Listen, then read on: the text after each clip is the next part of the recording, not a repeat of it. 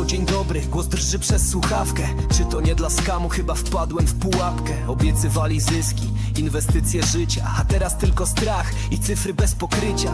Licencje, podatki ciągle ja wpłacałem. Wiem, naiwny byłem, bezgranicznie zaufałem. Pracownik kantoru nie pozwolił wpłacić. Dał numer do was, choć mógł się wzbogacić. Nie damy się wciągnąć, nie damy się złapać. Choć dzwonią, piszą, próbują nas złamać. Nie jesteś sam na tym grząskim gruncie. My jesteśmy tu, byś wsparcie miał na froncie. Nie damy się wciągnąć, nie damy się złapać. Choć dzwonią, piszą, próbują nas złamać. Nie jesteś sam na tym grząskim gruncie. My jesteśmy tu, byś wsparcie miał na froncie. Mark odbiera telefon, choć warunków nie ma.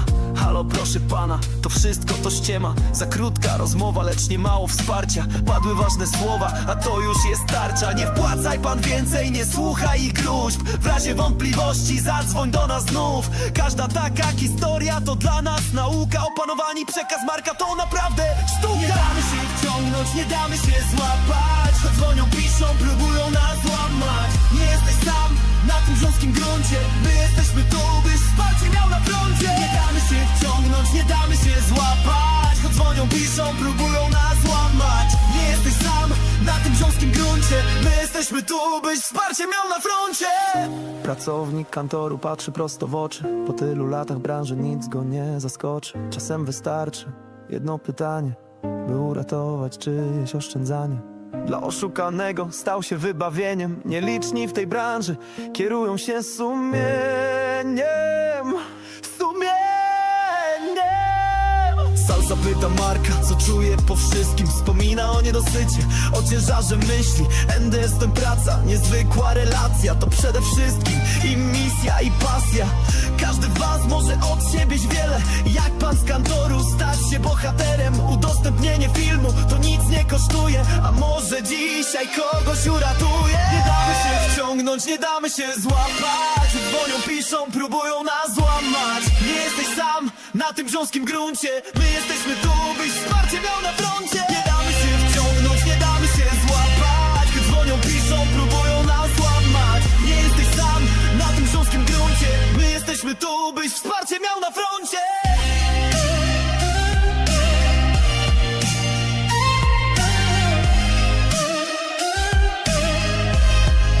Wsparcie miał na froncie.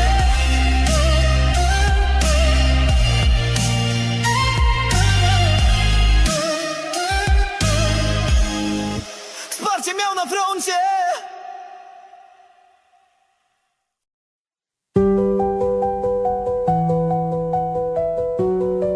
Hej! W dzisiejszym filmie, oprócz rozmowy z oszukanym, chcemy przedstawić Wam zachowania oraz reakcje, które w tym czasie towarzyszyły rozmówcy. Pierwsza będzie reakcja jednej z osób dzwoniących i nie będzie to oszukany. A drugie to podejście Marka do oszukanego. Ale zanim przejdziemy do analizy, posłuchajcie pierwszego telefonu. Halo? Dzień dobry. Dzień dobry. Ja tutaj chciałem zasięgnąć informacji, bo tutaj jestem w kantorze i tutaj pan mnie troszkę uświadomił. Mam taką sprawę w ogóle. Od pewnego czasu, tam od 2 miesięcy, coś takiego, tam jakiś pan przedstawia się jako Jakub Madejski, jest brokerem. No i ja zainwestowałem tam 50 000, niby miałem zarobić 150, niby te pieniądze zarobiłem, ale ciężko je wypłacić. I cały czas jest gadka, że tam niby podatek opłacony, licencja jakaś też jest opłacona, jakaś opłata jest jako brudne pieniądze, coś takiego, tylko że cały czas nie mogę odzyskać swoich pieniędzy. Proszę pana, nie odzyska pan tych pieniędzy. Trafił pan po prostu na oszustów. Prawdziwy broker, prawdziwa platforma w ten sposób nie działa. Nie ma żadnych podatków, żeby pan wpłacił. Podatek pan rozlicza w swoim urzędzie skarbowym, prawda?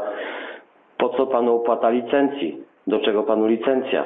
Pan jest użytkownikiem giełdy czy platformy. Do tego panu jest niepotrzebna żadna licencja. Mhm. No i co? Zapewne kontaktuje się z panem ktoś ze wschodnim akcentem. Jestem przekonany na 100%, prawda? No, niby z Litwy jest ten gościu, no. Nie jest z Litwy ten gościu. Ten gościu jest ze wschodu. To jest najczęściej Rosja, Ukraina. Został pan po prostu oszukany. Te pieniądze, które pan wpłacił, niestety już poszły. Tutaj ja mam pytanie, w jaki sposób pan wpłacał te pieniądze? To jest też ważne. To nie, przykładowo przelewem do swojego konta albo przez bank pocztowy, przelewy, wszystkie tutaj potwierdzenia mam, wszystko mam na tego, że potwierdzenia wpłaty i to wszystko. Proszę pana, no to jedynie można tutaj próbować po prostu zwrócić się do swojego banku z żądaniem cofnięcia przelewu na podstawie artykułu 143a. Jedynie w ten sposób. I teraz proszę pana, ci ludzie... Tak? To już trwa 4 miesiące od lutego. Ja rozumiem, bo to tak trwa. Oni właśnie w ten sposób działają. Jeżeli pan sobie wejdzie na nasz kanał, prawda, i sobie sprawdzi, to po prostu my pokazujemy to, jak to wszystko działa i jak oni, w jaki sposób wyciągają tutaj pieniądze od ludzi, tak? Także proszę więcej, tak? Jest jeszcze jedna sprawa, no bo tutaj on na moje konto przelał niby 44 300 dokładnie, no i dzisiaj tutaj jestem specjalnie do kantoru, przyjechałem, żeby w kantorze zrobić to taki przelew, jak można powiedzieć, tak. Ale w jakim kantorze? Ale w jakim kantorze? Dzień dobry, tutaj w kantorze kryptowalutowym jest pan, no i tak wyczułem, że jest prawdopodobnie oszukiwany i Oczywiście, że jest oszukiwany. Nie jest prawdopodobnie, tylko na 100%. No nie ma. To jest zwykłe oszustwo. Trafił na tych oszustów ze wschodu, tak? Tak, no właśnie jest oszukiwany. Tutaj jeszcze jak powiedział, że dostał pieniądze na swoje konto, to czym prędzej na policję zgłosić, tylko no wie pan jak to jest. Zazwyczaj ludzie nie dowierzają od razu, że są oszukiwani. Ja rozumiem, tak. Poleciłem, żeby do państwa zadzwonił jeszcze. No to dobrze, no to teraz pan mówi, żeby iść tutaj, pan z kantoru mówi, żeby iść na policję, no ale to nie są moje pieniądze, te 44 300. No i To są osób oszukanych. Te pieniądze to są na pewno osoby oszukane, proszę pana. Osoba oszukana też panu przelała te pieniądze. To w ten sposób właśnie działa. I teraz trzeba to oszustwo zgłosić jak najszybciej na policję. Wytłumaczyć, powiedzieć co wszystko i te pieniądze po prostu przyszły na pewno od jakiejś prywatnej osoby, bo to nie przyszło od oszustów, nie przyszło od żadnej firmy, tylko na 100% przyszły te pieniądze od osób oszukanych. Od jakiejś, przypuszczam, jednej, bo nie wiem, czy to był jeden przelew, czy to było więcej tych przelewów. Znaczy się tak, to był, no teraz jest ten jeden przelew, ale wcześniej były na mniejsze sumy, no to po prostu na taki bank Revolut coś takiego jest? Jest. No to właśnie na ten Revolut było przesyłane i na tym Revolucie on mówił, na to jakieś ETH coś tam było na to przesyłane właśnie te pieniądze. Ale czyli pan ze swojego Revoluta przesyłał te pieniądze, tak? No tak, mój Revolut, no tak. Czyli pan po prostu kupował krypto i przesyłał dalej, tak? Dostawał pan adres kryptoportfela i przesyłał pan, tak? Znaczy się tak, on do mnie dzwonił dzień, 2 dni wcześniej, że mówi, dojdzie taka suma pieniędzy, przykładowo 14 000. Mówi, jak dojdzie na konto, to żeby zrobić przelew na Revolut. No i jak mówi, będą środki na Revolut, no to z nim się kontaktowałem, no i on mówi to na ETH, no to on mówił co tego i żeby przez telefon to wszystko przelewaliśmy razem, no. No niestety to, czyli wie pan co, te pieniądze, które pan jeszcze dostawał na tego Revoluta, no to też pieniądze są osoby oszukanej. No niestety, jak najszybciej zgłosić to oszustwo na policję, bo wie pan co, tutaj bierze pan udział w praniu pieniędzy. Tylko 3 razy na policję.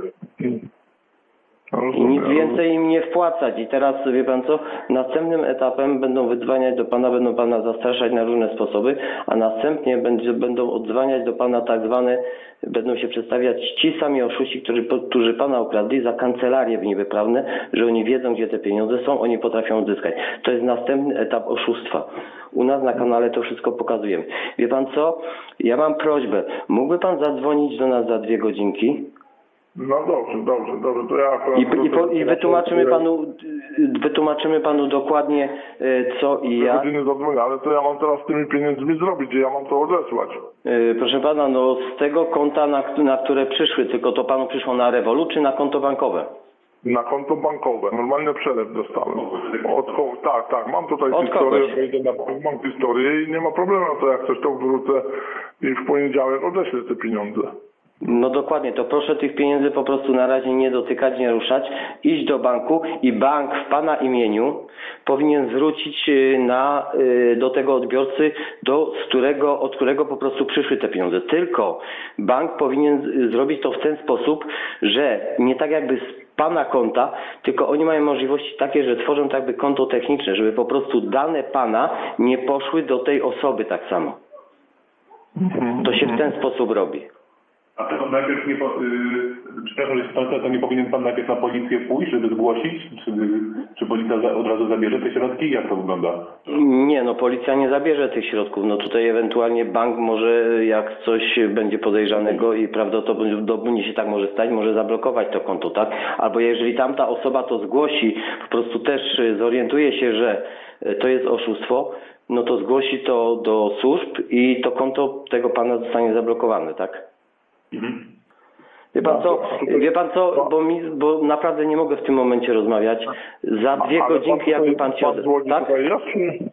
Nie, proszę pana, my działamy incognito, że tak powiem, wie pan co, nie ujawniamy się, tak, no bo my bardzo przeszkadzamy oszustom, więc no nie. Ale wie pan co, proszę zadzwonić do nas za te 1,5 do 2 godzinek, to wyjaśnimy panu dokładnie wszystko, co pan może zrobić, tak? A tutaj, jeżeli pan jest w jakimś kantorze czy coś, proszę nikomu nic nie wpłacać i od nikogo żadnych wpłat więcej nie przyjmować, tak? Nie, no tutaj jest właśnie pan w kantorze u mnie kryptowalutowy, to uświadomiłem, że to oszustwo. No dokładnie, to jest oszustwo, no nic innego.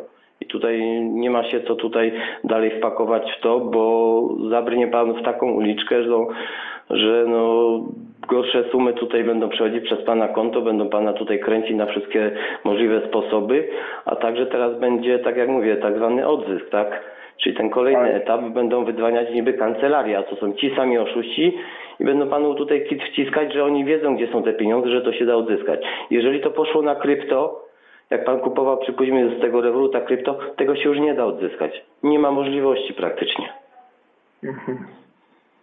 Te pieniądze, które pan mi wpłacił na krypto, to są pieniądze stracone. I szukanie tutaj pomocy po jakichś nawet prawdziwych kancelariach też się może skończyć na tym, że oni panu będą mówić, że tak, pomogą, oni wiedzą, będą próbować odzyskać, ale zapłaci pan za usługę, której oni nie wykonają, bo później okaże się, że no nic nie zrobią, bo taka kancelaria zwykła to nie jest organ ścigania, tak? To nie jest policja, to nie jest prokuratura. Tą sprawę trzeba jak najszybciej zgłosić na policję. To właśnie chyba jedyna opcja, zgłosić na policję i policja ewentualnie jak ich kiedyś złapie, to być może dodam środki do odzyskania, jeśli złapią. Bo czasem widzę, że łapią, jak czytam te informacje. No czasami tak, tylko wie pan co, no czasami się zdarza, że łapią. No ostatnio było tam bodajże w 24 roku pod koniec na Ukrainie zamknęli dość duże call center, tak? Okradli tam chyba 600 Polaków na ileś tam milionów, tak? No ale to było... On niby, że tutaj z Wrocławia, coś takiego. No tak gadają, no. Tak. Ale wie pan co, ja też panu powiem, że jestem na przykład, dzwoni pan teraz do Belgii, prawda? Ja panu każdy kit mogę wcisnąć i pan też mi to uwierzy? No nie, no prawdziwa platforma, prawdziwa giełda nie działa w ten sposób. No jest pan w kantorze tam akurat w krypto, no to też pan wie coś w tym temacie, to panu też coś tam może podsunąć, powiedzieć jak działają prawdziwe giełdy, platformy, tak? A jeszcze chwila, jeszcze jedno pytanie. A taka inwestycja, taki budynek jak European Finance Luksemburg, coś takiego jest? Proszę pana, może istnieć, nie wiem, no w tej chwili nie wiem, bo musiałbym po prostu sobie to sprawdzić, może istnieć. Ci oszuści podszywają się pod różne firmy i taka firma może rzeczywiście istnieć. Ale jeżeli pan sprawdzi dane tej firmy, częściowo jakby mieli na przykład oszuści na swojej stronie, mogą być prawdziwe, ale na przykład jeżeli pan sprawdzi tą prawdziwą firmę, będzie całkiem inny link do strony, dane kontaktowe mogą być inne i tak dalej, i tak dalej. Dlatego to się porównuje i oczywiście taka firma prawdziwa musi posiadać odpowiednią licencję. Firma, a nie pan. Czyli tak na przykład u nas, jak działają platformy XTB, musi posiadać licencję KNF-u. Tak samo jak banki, które działają u nas, tak samo taką licencję muszą posiadać. Rozumiem. Dobra, to zadzwonię za 1,5 godziny. Widzicie sami wzorowe zachowanie pana z kantoru. Na tamtą chwilę nie wiedzieliśmy nic o tym panu, a już po krótkim rozpoznaniu ręce same składały się do oklasków. Niesamowita czujność i refleksja pana z kantoru uchroniła oszukanego przed kolejnym złym i pogrążającym go ruchem. Szczegółów dotyczących samej motywacji pana z kantoru dowiecie się później. Przejdźmy jednak do kwestii, która zaskoczyła większość grupy. Mark, kończąc rozmowę z oszukanym, mówił, że czuje się nieswojo, gdyż, jak twierdzi, nie poświęcił mu za dużo czasu podczas tej rozmowy i przekazał za mało informacji. W pierwszej rozmowie, tak mi się wydawało, ja tak przynajmniej czułem, że nie przekazałem mu tego w taki sposób może jak ja chciałem. Poczułem się, że po prostu nie miałem czasu dla niego i miałem tu takie pewne obawy, czy on wszystko dokładnie zrozumiał i czym te informacje, które ja mu przekazałem, w bardzo dużym w sumie skrócie, ale tutaj reszta grupy stwierdziła, że te najważniejsze i generalnie że pojął cokolwiek, ale ja miałem taki niedosyt, że po prostu z mojej strony odbierając ten telefon od niego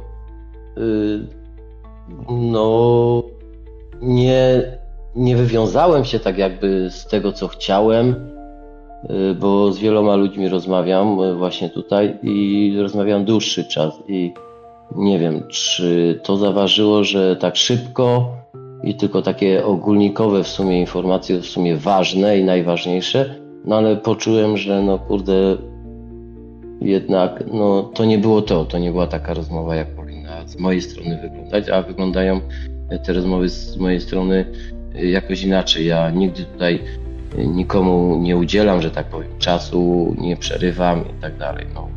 Czułem się w tym źle. Nikt z nas nie miał do niego o to pretensji. Działania NDS są dodatkiem do życia codziennego i czasami może się zdarzyć, że pewnych tematów nie przypilnujemy w 100%. Atmosfera gęstniała i niepokój narastał. Zwłaszcza, że oszukany obiecał się odezwać, a tego nie zrobił. Padały różne hipotezy, co mogło się wydarzyć, a najczęściej powtarzającą się była historia, że oszuści zmanipulowali go ponownie i znowu dał się oszukać. Na szczęście poszkodowany ponownie zadzwonił. Halo? Dzień dobry.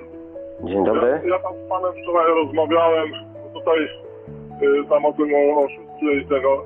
Chciałem tutaj, bo tutaj dostaję te telefony od tej drugiej strony, że tu jakimiś adwokatami mnie straszą, coś tego. Jak to mam reagować na to? Olewać to w ogóle, czy... Proszę pana, olewać. Oni w ten sposób właśnie tutaj działają. Tutaj próbują, wie pan co, to jest ich po prostu manipulacja, tak? Próbują tutaj pana znowu coś wkręcić, to jest zastraszanie zwykłe i tutaj niech się pan nie obawia tego. Oni nie są nic w stanie panu zrobić, bo to nie jest żadna firma kompletnie. Także wie pan co, nie ma się czym przejmować naprawdę. Oni tak będą robić, tak? Będą tutaj ewentualnie jakieś jeszcze pisma do pana podsyłać czy coś takiego. Proszę po prostu ewentualnie blokować ich i nie przejmować się, bo wie pan co, czasami ludzie ulegają tutaj tej manipulacji ich i boją się, a to jest tylko po to, żeby pan po prostu coś im tam wpłacił, tak? Uwaga! To jest ten moment, w którym masz możliwość zostawienia komentarza. Oczywiście oprócz komentarza zostaw łapkę w górę. To jest tylko zwykła manipulacja, nic poza tym. Także wie pan co, nie musi się pan tym przejmować. Oni nie są w stanie nic panu zrobić kompletnie. Już nic więcej przynajmniej. Tutaj mnie straszą, że tam ta firma, że adwokaci się zajmą tą sprawą. Wczoraj miałem czas do 14, żeby zadzwonić do nich, żeby się dogadać jakoś czy coś, i to tak nigdzie nie dzwoniłem do tego i to z panem za chwilę porozmawiać. Nie, na spokojnie, tak jak panu powiedziałem. Jeżeli będą dzwonić czy coś, jeżeli pan czegoś nie wie, proszę zadzwonić. Zawsze ktoś tutaj od nas odbierze, czy ja, czy ktoś inny i panu tutaj wytłumaczy. Także nie musi się pan naprawdę przejmować. Nie są w stanie nic kompletnie panu zrobić na pewno. Dobra, to tylko tyle. Dziękuję bardzo. Wie pan co, ja się tak jeszcze zastanawiałem, w jaki sposób w ogóle, kurczę, oni pana tutaj przekonali do czegoś takiego, bo ten schemat, no to też taki, no nam akurat jest znany, tak, tylko no nie wiem, jak to od pana strony tutaj wyglądało.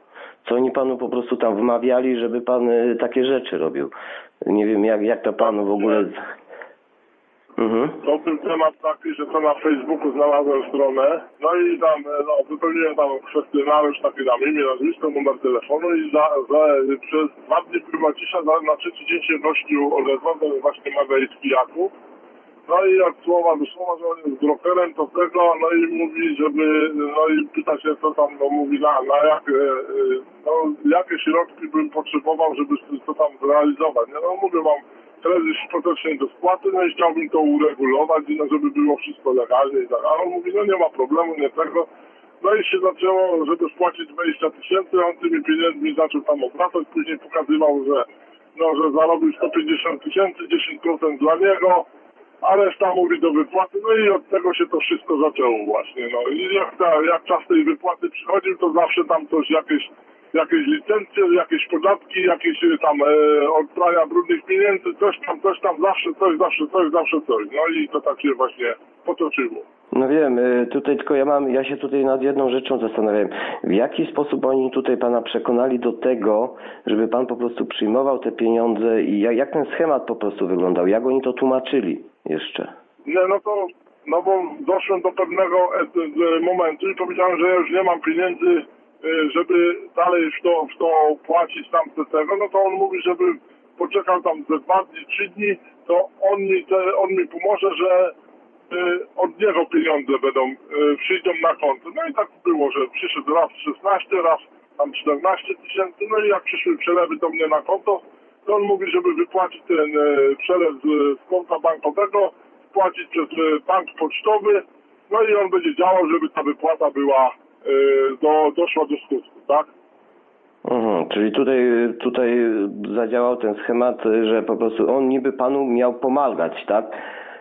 Tak, właśnie tak.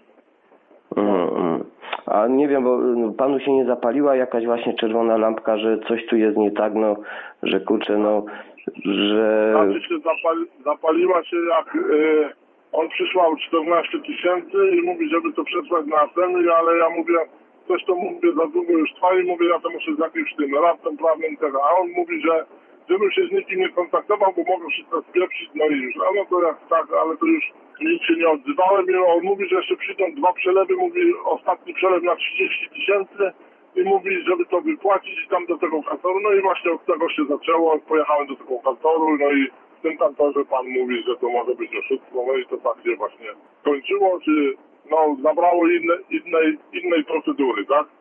No rozumiem, no bardzo dobrze tutaj, wie pan co, postawa tego pana z kantoru, no tutaj, wie pan co, no bardzo dobra, tak, no, bo wie pan co, dość, powiem, bardzo uczciwy człowiek, bo, wie pan co, jeżeli pan wpłacił te pieniądze też nie były pana, on też by miał z tego prowizję, on tutaj by był po prostu czysty, tak, no pan przyszedł, pan po prostu zleca jakąś tam transakcję, podałby pan po prostu tutaj ten adres portfela, który pan dostał od nich, no i on by to wykonał, on by był tutaj czysty, ale widzi pan, ten człowiek bardzo dobrze zareagował, tak? No ci oszuści, wie pan, w ten sposób działają, tutaj manipulują ludźmi i tak się to dzieje. No ja tutaj panu powiem, wpadają w to, wie pan co, różni ludzie, tak, ale tutaj właśnie ten schemat jest różny, nie? Tutaj ci oszuści przekonują w taki czy inny sposób tych ludzi, a jeżeli ktoś po prostu nie miał doświadczenia z inwestycjami tak naprawdę, nie wie co to jest krypto, jak to działa i tak dalej, czy choćby nawet jakaś inna platforma, czy Binance, czy obojętnie co, no to w ten sposób się tutaj dzieje. No ja się właśnie tak zastanawiałem, co tutaj się stało w pana przypadku, tak? Bo ja wiem, że oni mają różne schematy, bo ja to doskonale znam. Działam akurat w tym tutaj i wiem jak oni tutaj próbują nakłonić na różne tutaj rzeczy ludzi, tak? No i tutaj właśnie byłem ciekawy, jak to się po prostu wydarzyło u pana, tak? Co oni tutaj po prostu mówili i tak dalej, nie? Żeby pan po prostu wykonywał tego typu tutaj operacje, nie? Tak. No to nic, no to wie pan co, no jeżeli tutaj wracamy tutaj o to, co pan pytał, niech się pan nic nie przejmuje, oni panu nie są w stanie nic zrobić. To jest tylko i wyłącznie ich zastraszanie w celu wydobycia kolejnych pieniędzy, bo oni panu powiedzą, że tutaj przyjdzie jakiś komornik, jakimiś prawnikami, ale jak już pan zapłaci, to oni sprawę po prostu załatwią, nic nie trzeba będzie. Proszę się temu nie poddawać i tych telefonów będzie pan miał mnóstwo, tak jak mówiłem, prawda? Za chwilę się odezwą, że a jednak panu wypłacą, tylko coś trzeba zainstalować. Za chwilę odezwą się do pana jacyś tutaj, przypomnę, jakaś kancelaria, że niby odzyska te środki, to też będą oni. Będą tutaj próbować na wszystkie różne sposoby od pana wyciągnąć kolejne pieniądze. Także jeżeli pan czegoś nie wie, proszę dzwonić, zawsze ktoś tutaj od nas odbierze. Panu wszystko wytłumaczymy. Także na spokojnie olać ich i to wszystko. Jeżeli już jest sprawa zgłoszona, no to teraz już, no niestety, no to już się tym musi prokuratura po prostu zająć, żeby po prostu rozwiązać to, tak? No ale co już tam prokuratura zadecyduje, no to ja już panu nie powiem, tak? Na pewno pan będzie wzywany tutaj na przesłuchanie. Dobra, dziękuję No. bardzo. Proszę bardzo, proszę bardzo. Temat był rozwojowy.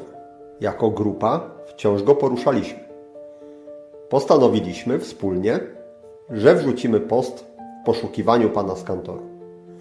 Mężczyzna odezwał się do nas i umówiliśmy się na rozmowę. Halo, słucham? Halo, dzień dobry. Tutaj z kantoru miałem się kontaktować w tych godzinach A, porannych. no tak, rozumiem, tak, no odpisałem tam do pana. Dziękuję bardzo, że pan się tutaj z nami właśnie skontaktował. Ja tutaj, wie pan co, w imieniu grupy chciałbym tutaj serdecznie panu podziękować, że pan tutaj zareagował, że ten po prostu poszkodowany nie wpłacił tych pieniędzy, to znaczy nie kupił u pana tego krypto. No i tutaj pana postawa no jest bardzo dobra, tak?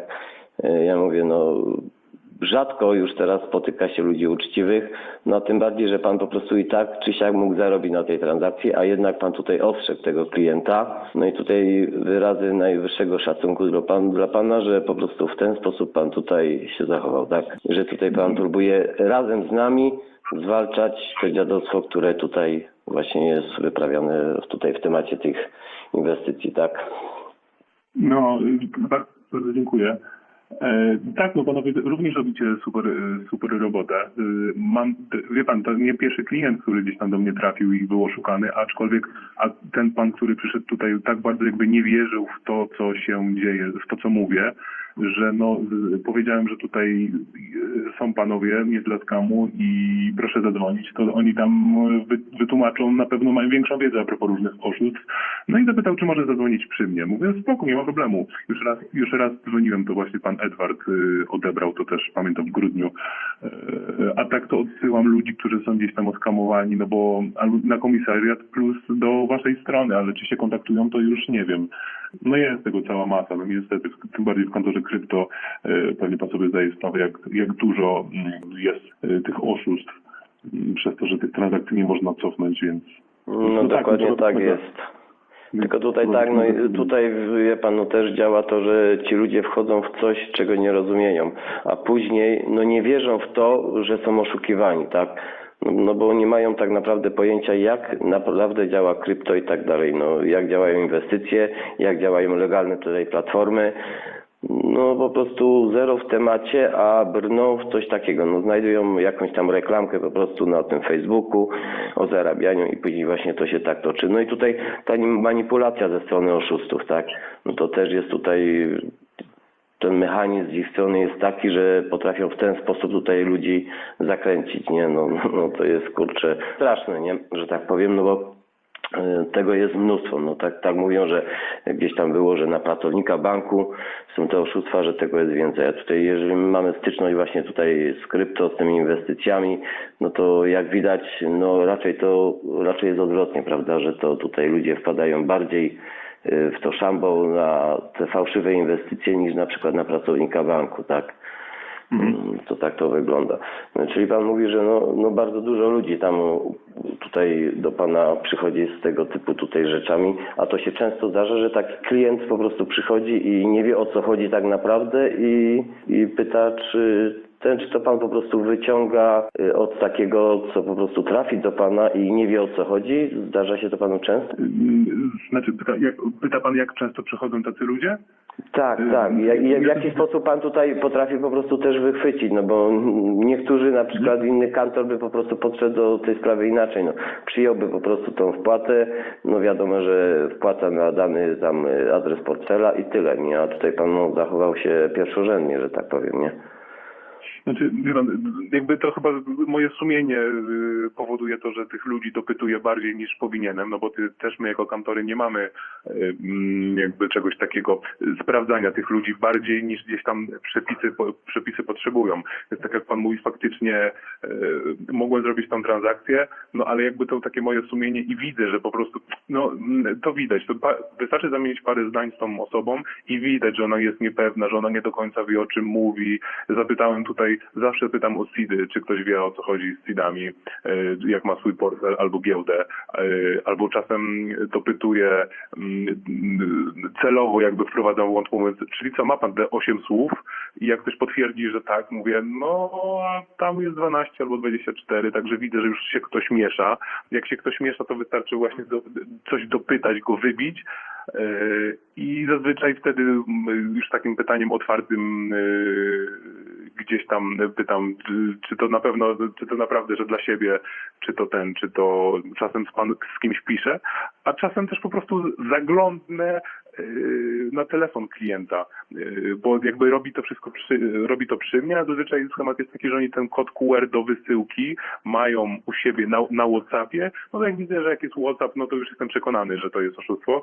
No a pan tutaj nic nie wiedział o tych seedach. Jak powiedział, że on dopiero doczyta, to też od razu, to po drugim zdaniu było wiadome, że tu jest coś nie tak i wczoraj tak rozmawialiśmy między innymi między sobą, między kantorami, jak to jest, że ci ludzie często się, nie wiem, obrażają na nas, że nie chcemy im zrobić transakcji. To jest też takie ciekawe, że ci ludzie na nas są źli, że nie chcemy, że my źli ludzie z kantoru nie chcą im zrobić transakcji ich życia przecież i super zysków.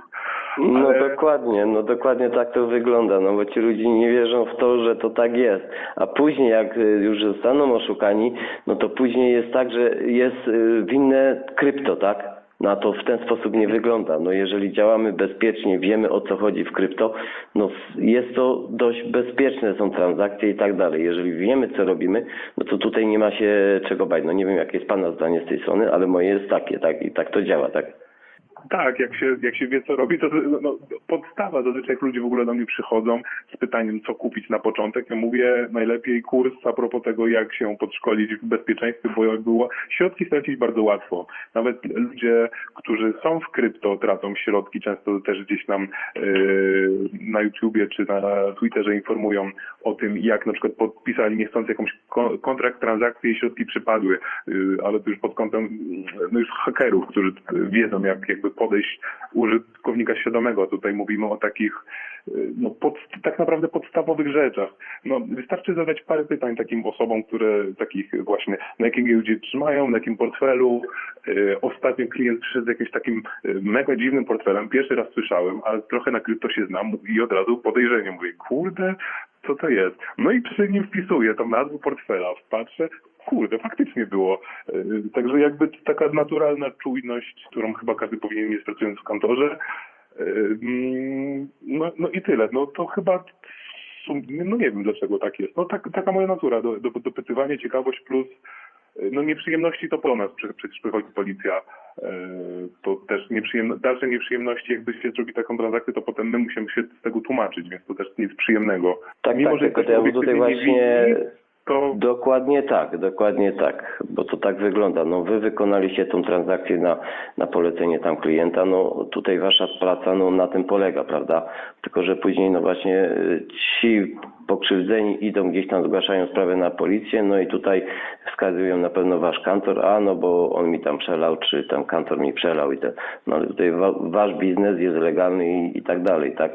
Wiadomo, no tutaj zachowanie akurat pana, no to było wyśmienite. No, powtarzam to i będę powtarzał, bo to jest super robota i naprawdę... Uwaga! To jest ten moment, w którym masz możliwość zostawienia komentarza. Oczywiście oprócz komentarza zostaw łapkę w górę. Wielki, wielki szacun dla pana, że pan to robi. Po prostu ostrzega pan tych ludzi i wie pan po prostu o co zapytać, tak? Żeby wyciągnąć ewentualnie jakąś tam informację, żeby być pewnym, że ten klient wie po prostu co robi, tak? Też moja taka obserwacja, że wydaje mi się, że faceci częściej przyznają się gdzieś tam do błędu, mimo wszystko. A jak przychodzą kobiety, to one są jakoś w tych oszukiwaniach jakieś bardziej aroganckie. To wczoraj właśnie mi przyszło to na myśl, że jak kobieta jest oszukiwana, to ona jakby nawet jak nie chce zrobić tej transakcji, to jest, no nie wiem, taka moja obserwacja. Kobiety są bardziej aroganckie w tym, no nie wiem. Facet często pada właśnie po paru minutach rozmowy już takiej szczerej, jak uświadamiam, że jest ten, to ludzie od razu pokazują te swoje wiadomości, maile, są w szoku, ale facet jest skłonny od razu się przyznać, że kurde, no nie wiem, niech mi pan pomoże, no niech pan zobaczy, to chyba prawdziwa firma w Szwajcarii, prawda? Adres prawdziwy, sprawdzałem, jest prawdziwy. No tak, adres może być prawdziwy, tak? Tylko co on No tak, dostał tak. prawdziwego na swojego tego WhatsAppa, czy na adres mailowy. No oszuści tutaj wykorzystują, wiadomo, podszywają pod różne firmy, a tak naprawdę no to nigdzie nie istnieją, tak? No to w ten sposób to jest to wykorzystywane, no. A nawet adres wirtualny. Też miałem jednego takiego klienta, że podał adres po prostu wirtualny gdzieś jakiegoś biura w Warszawie.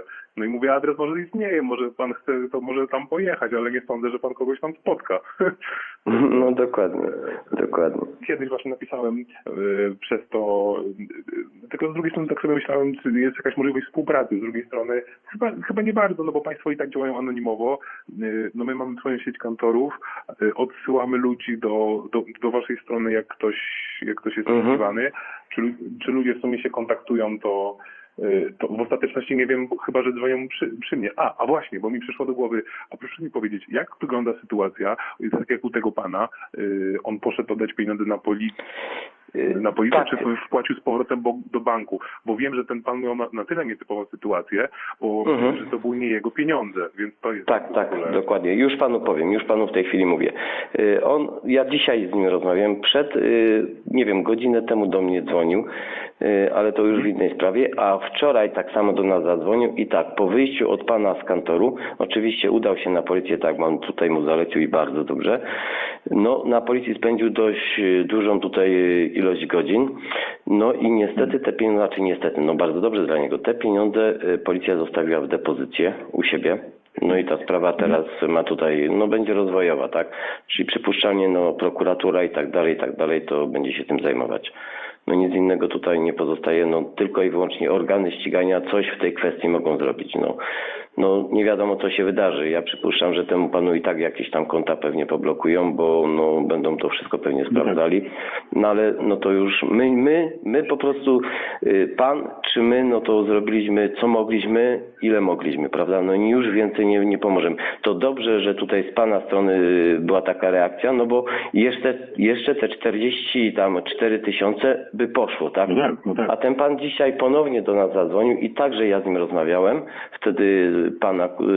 Wtedy pan też na głosie ze mną rozmawiał w kantorze. On dzwonił wczoraj i jeszcze dzisiaj zadzwonił, no bo ci oszuści wiadomo, wiedzą, że jacyś tam klienci poszkodowani po prostu przelali mu te pieniądze, no i teraz go straszą tam, mówił, że go straszą różnymi rzeczami, prawnikami i tak dalej. No, co nie będzie miało miejsca, no bo wiadomo, że straszyć sobie mogą, ale no to nie jest żadna firma, więc po prostu uświadomiłem tutaj pana, że no nic mu nie zrobią, nie? No tutaj w tym momencie to tylko i wyłącznie będzie działać teraz prokuratura, organy ścigania. Zatem najczęściej to chyba są w ogóle poza Polską. Tak, proszę pana, dokładnie. Oni generalnie, no to jest wschód, nie? No my tak u nas mówimy, to jest wschód.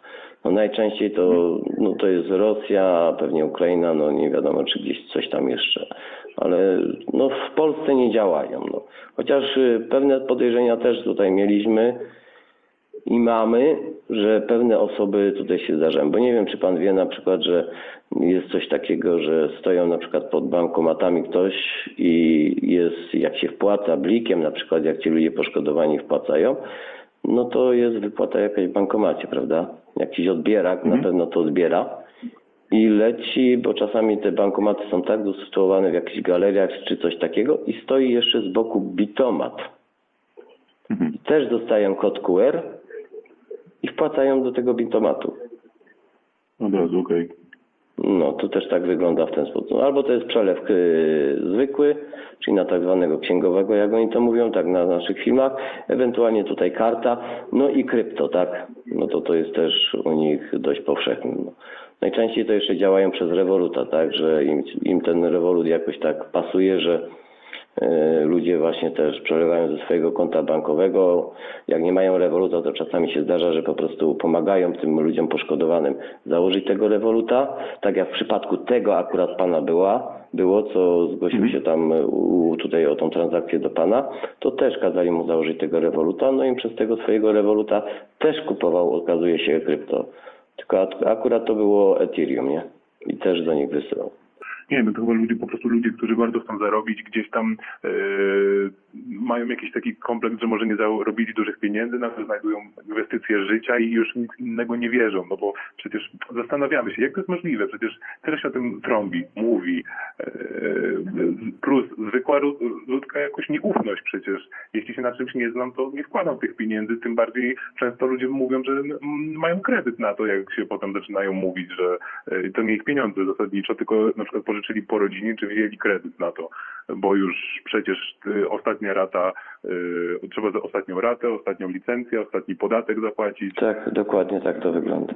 No. Tu jest, no wie pan co, no tu jest nieświadomość tych ludzi, tak, niewiedza, no bo no to się z tym wiąże, no bo jeżeli ktoś rzeczywiście coś sobie tam inwestuje, wie jak to działa, chociaż, że tak powiem brzydko, dziubnął tego tematu, no to coś tam ogarnia, prawda? A ci ludzie no wpadają na jakąś reklamę i to są też bardzo często ludzie starsi, tak, nie umiejący po prostu poruszać się w ogóle w świecie, kurde, internetu i tak dalej. No widzą jakąś reklamę, w ogóle kurczę tam Duda na reklamie, czy Wojewódzki, czy ktoś inny, prawda?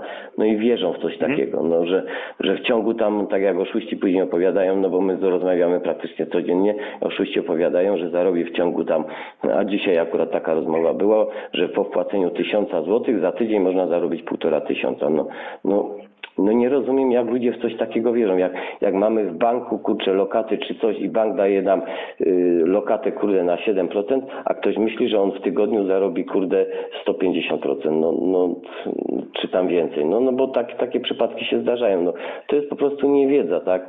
No nic innego, a z drugiej strony dochodzi jeszcze manipulacja tych oszustów, nie? Którzy po prostu żerują na tej niewiedzy tych ludzi. No i ci ludzie wpadają, uwierzą, do tego są manipulowani w różny sposób, no a później, jak już im się po prostu te środki kończą i tak dalej, no to oszuści tutaj próbując jeszcze już po prostu wykorzystać na maksa tą osobę, no to już wchodzą później zastraszania i tak dalej, że jakiś tam prawnik przyjedzie, że urząd skarbowy i tak dalej. No różne schematy, zresztą tak jak pan wie, no to różne schematy tutaj na różnych ludziach próbują tutaj zastosować, żeby wyciągnąć jak najwięcej, nie?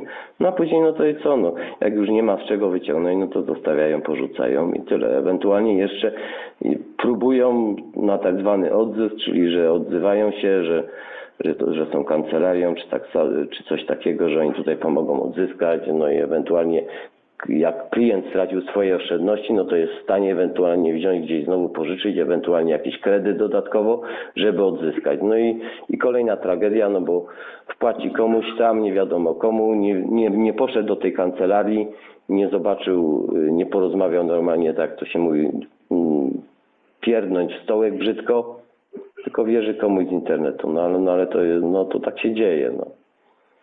No tak się dzieje. A jeśli mogę tak prywatnie zapytać, dlaczego panowie to robią? To jest przecież po pierwsze, wiem, że to jest na pewno satysfakcjonujące, bo mam to samo uczucie, jak zatrzymam kogoś oszukiwanego No właśnie. i się odbija, to jest wielka satysfakcja.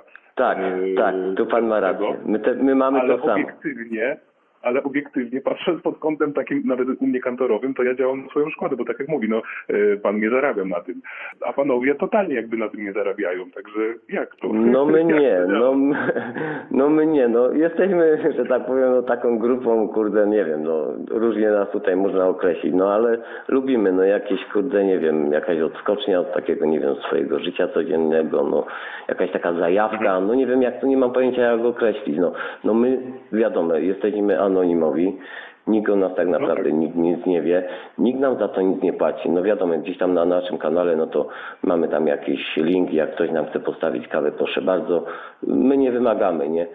Od osób oszukanych, jeżeli do nas dzwonią, też niczego nie wymagamy. Staramy się przekazać te najważniejsze informacje, co się stało, no bo czasami się zdarzają też takie osoby, że zadzwonią i powiedzą, jak możemy pomóc. No my pomagamy w ten sposób, żeby powiedzieć, co się wydarzyło, co się jeszcze może wydarzyć i co ci ludzie mogą ewentualnie próbować zrobić, żeby cokolwiek odzyskać, tak? No bo w niektórych przypadkach, dobrze pan wie, krypto jest nie do odzyskania, prawda? Tego się nie da odzyskać. No w 99% raczej jest nie do odzyskania. Czasem się gdzieś tam słyszy o tych akcjach, że jak przymykają te grupy, no to rekwirują im różne środki, portfele, no ale to jest naprawdę 1% gdzieś tam chyba, tak sobie strzelam, no bo nie mam pojęcia. Ale czasem się czyta o tych grupach oszukiwaczy internetowych, że są w Polsce i są też zamykani, więc gdzieś te służby, zawsze mówię ludziom i pokazuję, że zawsze zgłaszajcie, bo jeżeli jest mała szansa, ale jest, że zamkną tą grupę i znajdą państwa środki, to jest możliwość, że jeszcze je kiedyś odzyskacie. A jeśli nie zgłosicie na policję, no to już na pewno nic nie odzyskacie nigdy. Dokładnie jest tak, jak pan mówi, my też to właśnie mówimy. Tylko, wie pan co, też jest bardzo dużo ludzi, że po prostu, no, że tak powiem, olewa to i nie zgłasza tego. A to jest bardzo duży błąd, no bo w tym momencie może się właśnie wydarzyć tak, jak pan tutaj powiedział, że kiedyś gdzieś tam wpadnie ktoś, gdzieś coś te organy ścigania odnajdą. A jeżeli taki poszkodowany tego nie zgłosi, no to jego nie ma, tak? Po prostu no nie został oszukany, więc no nikt mu nic nie zwróci, prawda? I ludzie właśnie błąd tutaj popełniają. To prawda, zgłaszają. ja też zawsze ludzi gorąco namawiam i osobiście kieruję ich do oddziału centralnego Biura tych śledczego, tak? CZBC. do internetowych oszustw. Zapomniałem jak się nazywa. Centralne Biuro Oszustw Internetowych, CBZCP, coś takiego, No CZBC, tam kieruję, tak. bo z doświadczenia wiem, że tam są ludzie, którzy coś wiedzą o kryptowalutach, a domyślam się, że ludzie na komisariacie, którzy spisują oświadczenia, zupełnie albo prawie w ogóle nie znają się na temacie krypto.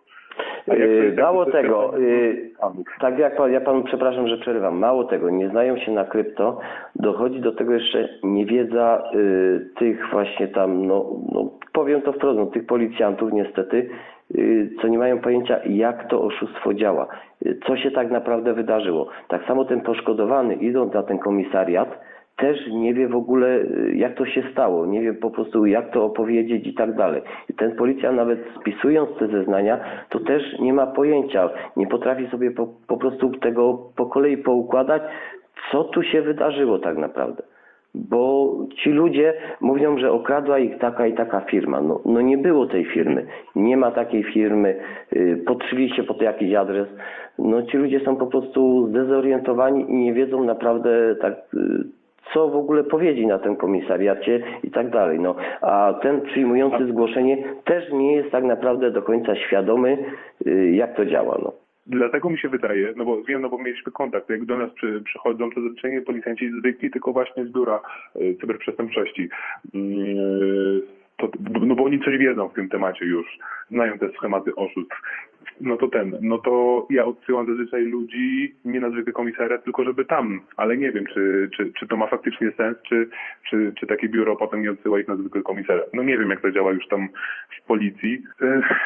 No nie wiem, a jakby u panów z doświadczenia, czy jakby też doradzacie, żeby szli właśnie od cyberprzestępczości?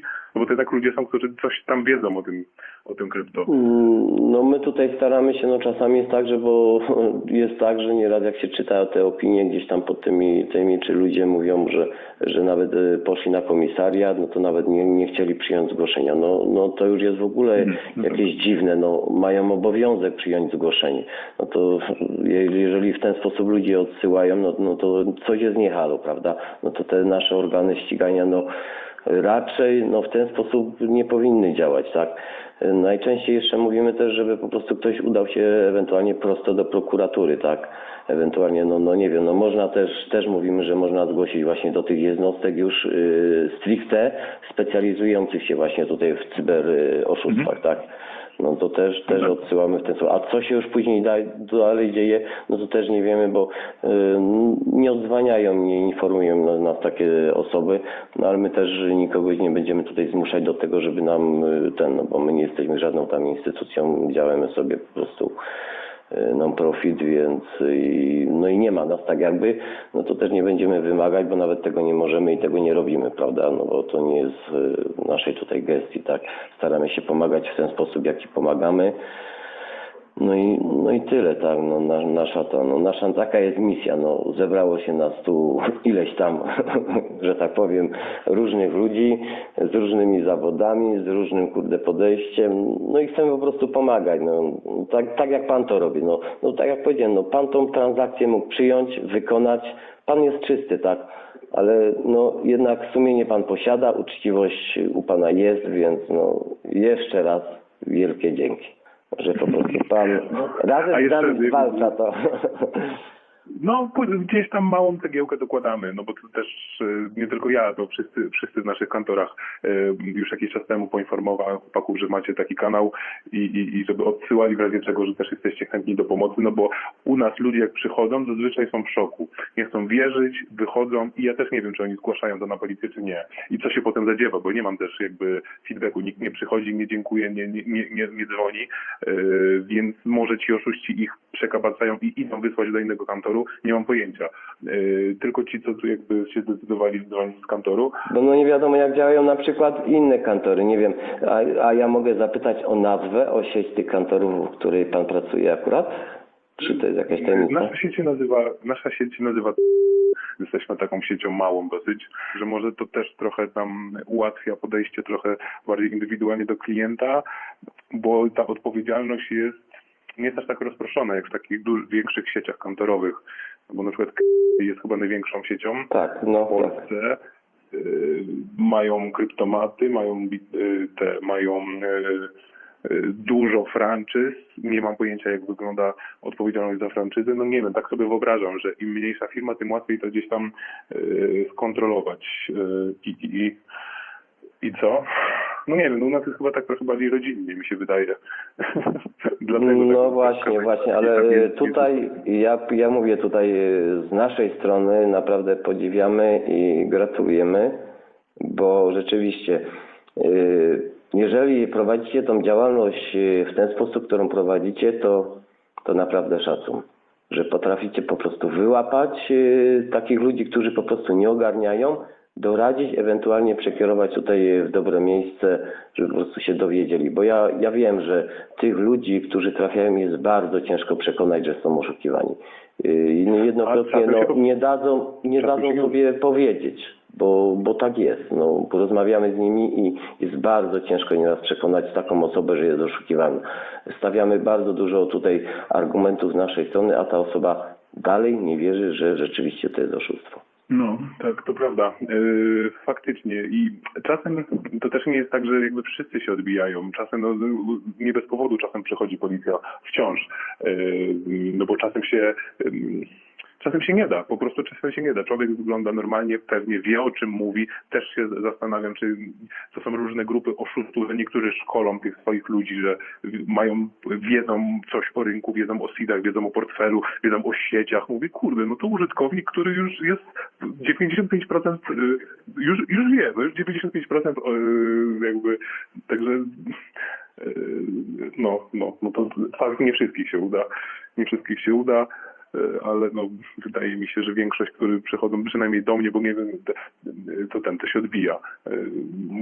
Nie wiem o wszystkich klientach, jak tam w innych kantorach wyglądają, no ale też gadamy o sobie właśnie, że przychodzą oszukiwani i jakie sposoby, bo jakby przede wszystkim sposobami też się dzielimy, jak to wygląda, albo na fikcyjne kryptowaluty. To już jest w ogóle też, że ktoś... No to wydaje tak, mi no się, to że już jest ma- w ogóle, tak. Wydaje się komuś, że ma jakąś kryptowalutę, która po prostu jest w ogóle nic nie warta I mają w tak dalej. portfelu. Tak, i mają w portfelu i on ją widzi i ja mówię, że nie można tego wypłacić. Mówi, ale tu jest. Ja mówię, ale nie ma. No to Aha, tak wiem. Wczoraj z moją partnerką rozmawialiśmy, że jedyne, co chyba gdzieś tam nam brakuje, tak mi się wydaje, to wsparcie jakiegoś takiego psychicznego, bo te osoby, pierwsza rzecz chyba, którą mi ten pan powiedział, że Boże, ja to będę musiał te pieniądze oddać czy wziąć kredyt. Coś takiego mi powiedział. Ja mówię, i sobie przypominam o innych osobach, które mówią, że się zapożyczają, to jakieś wsparcie psychologiczne by im się przydało. Tak mi się wydaje, bo to na pewno jest jakiś wielki szok, że nagle się okazuje, że ktoś jest oszukiwany, pieniędzy nie odzyska, być może powoduje to jeszcze jakieś długi, żeby ci ludzie sobie nie zrobili coś złego.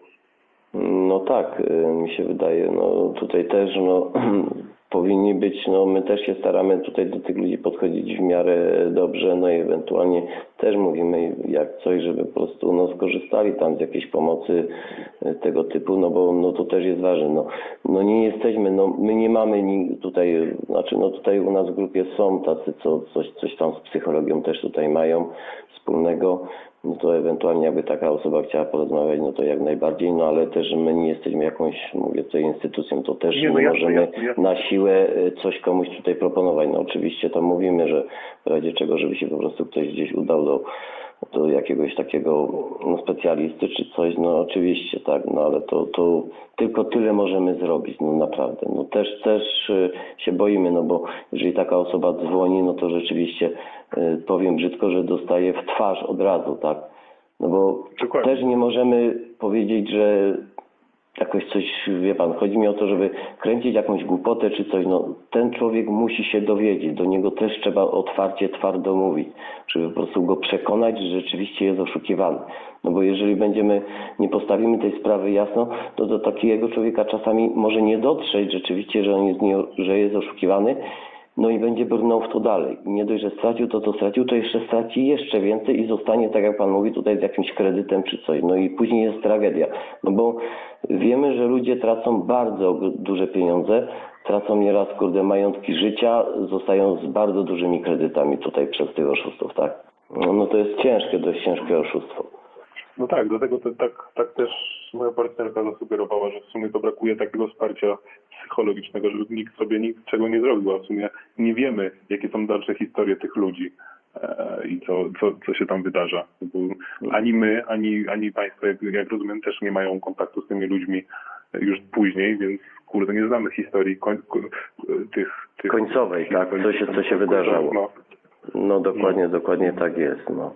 Ale to mówię, to co mówię, jesteśmy w stanie zrobić, tak jak my na przykład po prostu anonimowo, no to staramy się robić, jest nas tutaj grupa, ja też nie mogę tutaj mówić ilu, kto jest i tak dalej, bo wiadomo, my działamy anonimowo, bo niestety ten interes psujemy tym oszustom, także oni są na nas bardzo tutaj, źli, nie? No bo ten interes na pewno się urywa. No jeżeli my rozmawiamy z takim oszustem i to jest ileś osób po godzinie i czasami więcej, no to on nie zadzwoni do kogoś tam, tak, prawda? I nie okradnie tam jakiejś starszej pani, nie zainstaluje jej tego anydyska, znaczy nie pomoże jej zainstalować i nie okradnie ją jeszcze później na więcej. No bo wiadomo, że tutaj sposoby są różne na wyciąganie, wykorzystywanie legalnych narzędzi. No i a ludzie nie ogarniają, co to jest, nie? No i później są tragedie. No. Dziękuję za państwa działalność, bo tak nie ukrywam, że pomagają mi państwo w uświadomianiu tych ludzi, bo tak jak mówiłem, odsyłam później na zakończoną rozmowę, pokazuję linka, pokazuję YouTube'a, by sobie jak chcą, albo się skontaktowali, tylko tak mówię, nie jestem w stanie już potem tego weryfikować, aczkolwiek reklamuję państwa. Dziękujemy. Dziękujemy. Jeżeli się wydarzy jakaś taka akcja. A dzwonić, no to już nie każdy chce. No, ale No zgadza się. No dokładnie, no to już jest indywidualna sprawa każdego tego człowieka, tak? Chce wiedzieć bardzo więcej, miło. dowie się. Tak, no bo to są takie gdzieś tam, wie pan, z jednej strony to czuć, w większości tych ludzi to czuć tam niepewność, widać, że oni nie do końca wiedzą, ale po to jakby się robi taki wywiad gdzieś tam, wnika w to wszystko bardziej głębiej, żeby się samemu przekonać, czy aby na pewno są oszukiwani, czy nie.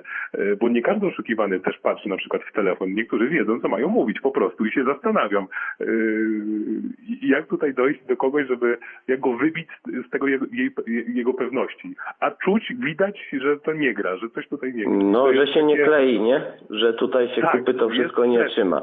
No to tutaj widzi pan, to też z pana strony tutaj jest bardzo dobre podejście, żeby w ten sposób do tych ludzi takich niepewnych, nie mających w ogóle rozeznania i obycia w tym, żeby takie właśnie pytania sobie zadawać i tutaj pan od razu wtedy wyłapuje, o co tak naprawdę biega, nie? I to jest bardzo dobre. Ja tutaj panu jeszcze raz bardzo dziękuję, że pan zadzwonił, że po prostu jest pan takim człowiekiem, jaki pan jest, że jest pan uczciwym. Ja panu życzę sukcesów w swoim biznesie, ostrzegania i jeżeli pan może, oczywiście, jeżeli ktoś się do pana zgłosi, podesłać tutaj, jak ktoś nie wierzy czy coś, podesłać do nas, spróbujemy też razem wspólnie tutaj wytłumaczyć i tak dalej, żeby ten oszukiwany w końcu zrozumiał, że rzeczywiście jest oszukiwany. No i myślę, że niech się kręci ten pana biznes i tyle. Ja panu jeszcze raz tutaj z mojej strony i w imieniu całej grupy bardzo dziękuję. Podsumowując, widzimy, że ludziom zależy na pomaganiu innym. Pan z kantoru zachował się w sposób znakomity. Zasłużył na wszelkiego rodzaju pochwały. Mógł podejść do sprawy zupełnie inaczej, stricte biznesowo, a jednak chęć pomocy drugiemu wygrała. Teraz zachowanie Marka. Nikt z nas nie mógł go przekonać, że w pierwszej rozmowie powiedział i tak dużo. Pomimo braku czasu zawarł wszystkie informacje, jakie oszukany musiał usłyszeć. Czasami się to czuje, a czasami sam poszkodowany mówi tak, zrozumiałem, wiem, że to jest oszustwo, chociaż nie każdy do tego w ten sposób podchodzi, bo wiele osób nie dowierza, jest to dla nich szok, tak? No i tutaj rozmowa to jest właśnie kluczem tego, żeby pewne rzeczy tutaj też od tych osób wychwycić, tak? I jeżeli one coś opowiadają, po prostu powiedzieć mi, jak to wygląda, co się może wydarzyć i wtedy ten czas, wiem, że ten czas, w którym przekazałem tą informację, czasami to jest, przypuśćmy, pół godziny, ale czasami to się zdarza, że to jest 2 godziny i nie mówię, że to akurat ja 2 godziny potrzebuję, nie, bo ktoś potrafi zrozumieć to w ciągu, przypuśćmy, nawet 15 minut, a do kogoś trzeba po prostu tłumaczyć i tutaj słuchać tego, co mówi i odpowiadać i wyjaśnić, o co tutaj tak naprawdę chodziło w tym oszustwie, tak? Bo nie każdy rozumie i zastanawia się, czy to rzeczywiście jest oszustwo, czy może być coś innego, bo ja takie odczucie czasami mam, że poszkodowany niekoniecznie będzie mi wierzył i będzie gdzieś jakichś informacji też innych szukał. Czasami się ciężko rozmawia z tymi ludźmi. Postawa Marka zasługuje na wszelkie uznanie. Jego zaangażowanie w działanie grupy jest nieocenione. Nikt od niego nie wymaga tyle, ile on sam od siebie. Nikt z nas w podobnej sytuacji jeszcze się nie znalazł. Nie wiemy, jak byśmy się zachowali, ale wiemy jedno. Postawa Marka jest godna naśladowania i życzyłbym każdemu z nas, by w podobnej sytuacji był równie silnie zaangażowany. Trzymajcie się, kochani. Tyle od nas w tym odcinku i do usłyszenia ponownie na naszym kanale. Hej!